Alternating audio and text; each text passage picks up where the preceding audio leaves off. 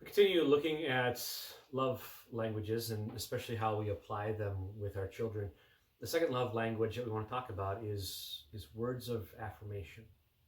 Our words can be very impactful to people, especially those closest in our lives.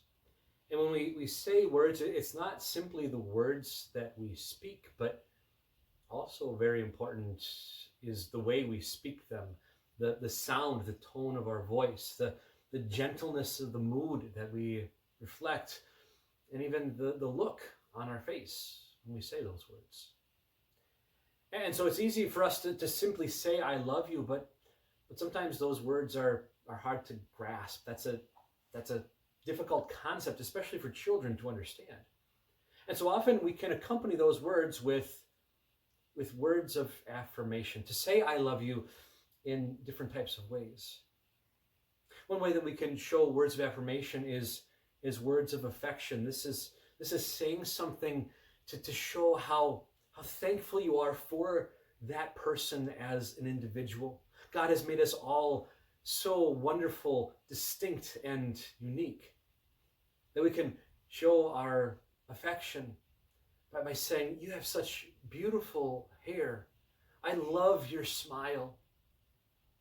It's so nice how much energy you have. We can also use words of affirmation by giving praise. And praise is different from affection in that you are commending them for something that is done, something that has been accomplished. Wow, way to go, you did a great job using the potty. Or that's an amazing picture that you drew.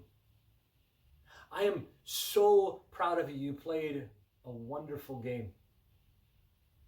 You see, that type of praise is actually seen in Scripture when Jesus in Matthew 25 talks about when he will return.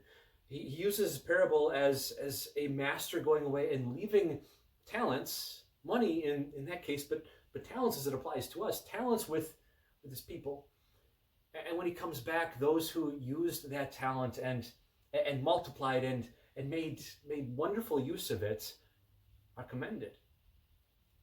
Jesus says the master will come back and say, well done, good and faithful servant. You were faithful with a few things. I will put you in charge of many things. Enter into the joy of your master. Another way that we can show words of affirmation is by encouragement, to see something that is done and promotes good behavior and good deeds. And along those terms, we also recognize that words of affirmation can be guidance.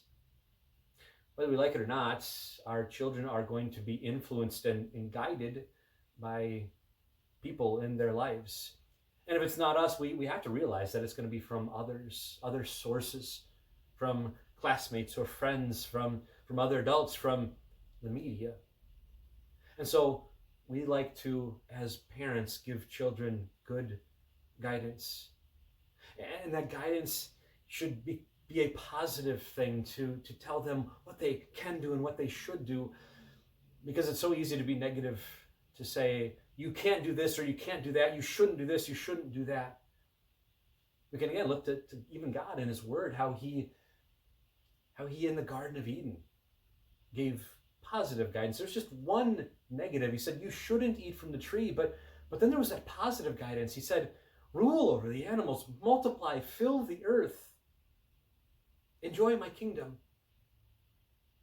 We also consider how God guides us in our Christian living.